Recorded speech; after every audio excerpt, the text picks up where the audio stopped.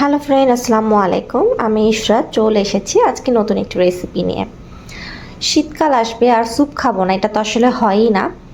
So আজকে আমি একটা স্যুপ রান্না করব, যেটাকে আপনারা চিকেন ভেজিটেবল স্যুপও বলতে পারেন অথবা চিকেন কর্ন স্যুপও বলতে পারেন। সো স্যুপটা আমার বাসায় শীতকালে প্রায়ই করা হয়। আমরা স্যুপ খেতে খুবই পছন্দ করি। সো এক এক সময় চিকেন স্যুপ, কর্ন স্যুপ বা থাই স্যুপ বিভিন্ন রকমের স্যুপ রান্না করে থাকি।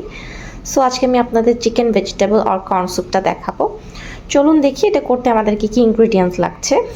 এখানে আমি সামান্য কিছু চিকেন নিয়ে নিয়েছি। চিকেনের যে ব্রেস্ট পিসটা থাকে সেটাকে ছোটো ছোটো করে কুচি করে নিয়েছি। সাথে নিয়েছি ক্যাপসিকাম, সুইট কর্ন, ক্যারট। আমি সামান্য কিছু মটরশুঁটি নিয়েছি, অপশনাল, এটা নাও দিলেও চলবে। এখানে নিয়েছি 1 টেবিল চামচ টমেটো কেচাপ, যেটা আমার বাসায় বানানো, একটা ডিম, 2 কোয়া রসুনকে আমি গ্রেটারে গ্রেট করে নিয়েছি।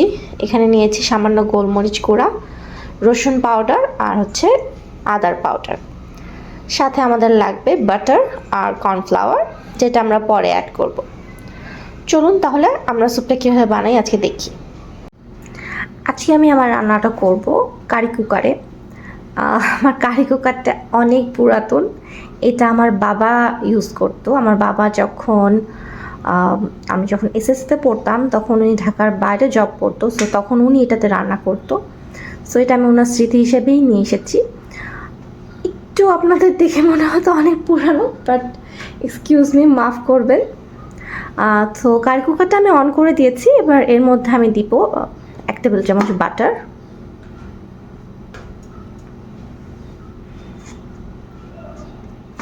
কারি কুকার ঠিক মতো এখনো গরম হয়নি, আর একটু গরম হতে হবে। সো বাটারটা ভালো মতো যখন মেল্ট হয়ে যাবে,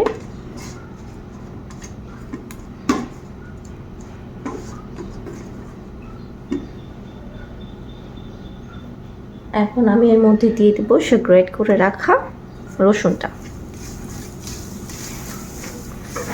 জাস্ট এটার ফ্লেভারটা বের হওয়া রসুনটার স্মেলটা সুন্দর আসছে। এবার আমরা দিয়ে দিব চিকেনগুলো।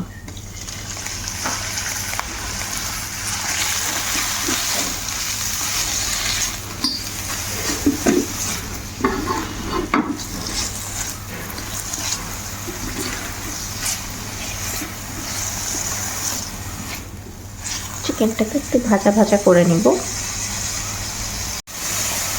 এবার এ পর্যায়ে দিয়ে দিচ্ছি কিছুটা লবণ, সাথে দিয়ে দিব সেই গুঁড়ো মশলাটা।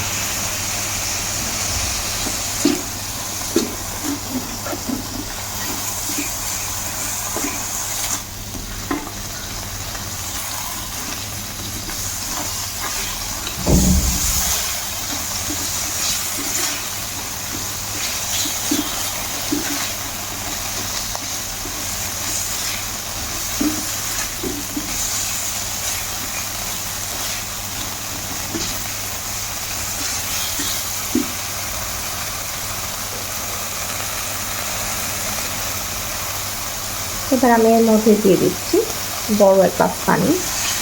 এখানে 250 ml এর মতো পানি আছে।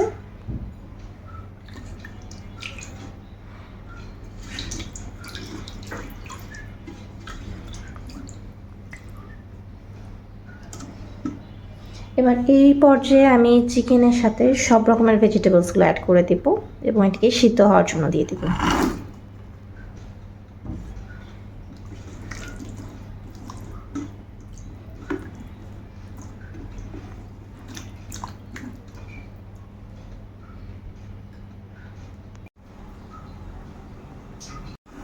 আমার স্যুপটা কিন্তু বয়েল হচ্ছে। আমি কিন্তু স্যুপটাকে ঢেকে দিব না, কারণ আমি যদি ঢেকে দিই তাহলে কিন্তু ভেজিটেবলসের কালারগুলো চেঞ্জ হয়ে যাবে। আমি তো ভেজিটেবলসের কালারগুলো অ্যাজ ইট ইজ র কালারই চাচ্ছি। যেটা সবুজ সেটা সবুজই থাকবে, যেটা অরেঞ্জ সেটা অরেঞ্জই থাকবে, কালার যাতে চেঞ্জ না হয়। সো আমি এটাকে 5 মিনিটের মতো ফুটতে দেব। 5 মিনিট পর দেখছেন আমার স্যুপের পানিটা বয়েল হয়ে এসেছে। এবার এই পর্যায়ে আমি এর মধ্যে দিয়ে দেব সেই টমেটো কেচাপ।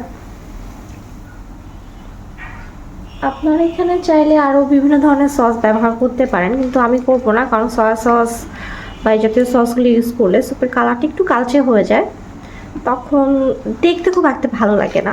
সো আমি ওটা অ্যাভয়েড করছি। আমি টমেটো সসটা দেওয়ার পর এবার আরও 5 মিনিটের জন্য ভেজিটেবলসগুলোকে বয়েল হতে দেব। আমার স্যুপ বয়েল হয়ে এসেছে। এবার আমি 1 টেবিল চামচ কর্নফ্লাওয়ার সামান্য কিছু পানিতে নিয়ে এটাকে মিক্স করে নিচ্ছি।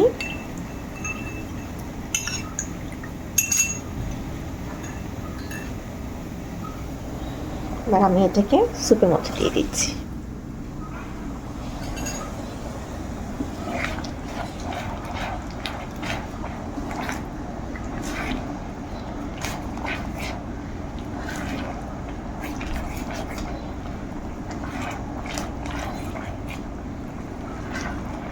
এবার এর মধ্যে আমি একটি ডিম দিয়ে দিই, মধ্যে সামান্য লবণ দিয়ে দিয়েছি।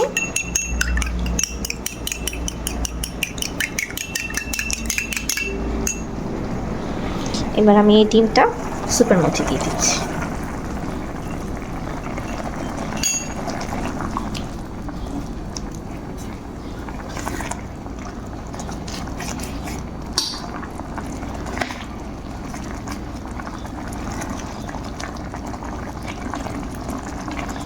আমার স্যুপ হয়ে গেছে, আমি এবার একটি সার্ভিং ডিশে ঢেলে নিচ্ছি।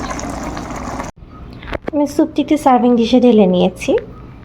আপনারা এটা বাসায় ট্রাই করে দেখতে পারেন। এটি খুবই হেলদি এবং হাই প্রোটিন সমৃদ্ধ একটি খাবার, যেটা বড় থেকে ছোট সবাই খেতে পারে, অসুস্থ অবস্থায় খেতে পারেন, যে কোনো টাইম ইভিনিং স্ন্যাক্স হিসেবেও খেতে পারেন, এবং এটা আপনার হেলথের জন্য খুবই বেনিফিট দিবে।